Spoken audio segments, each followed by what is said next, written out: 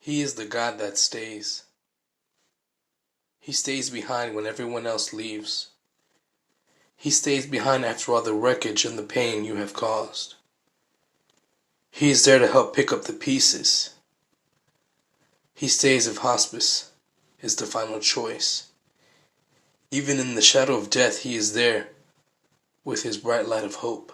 Yes, He is the God that stays.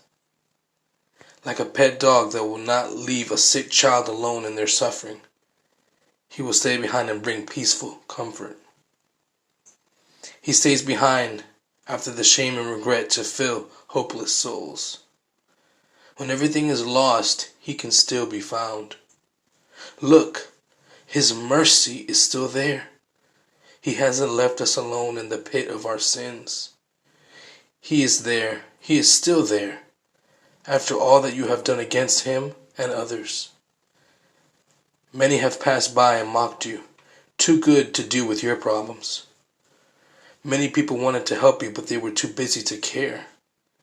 But He is the God that stays. Jesus stayed behind after He was risen. He showed Himself to those who failed Him.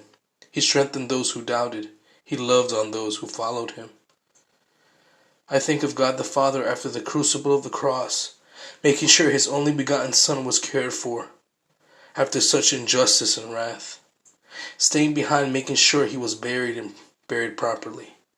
In a rich man's grave He was placed, as angels kept their watch. I say we stay behind. After the music fades and the Pharisees say their prayers, stay longer. Fight longer. Stay close. Stay behind with the God that stays. Study John chapter 6, verse 67. He is the God that stays.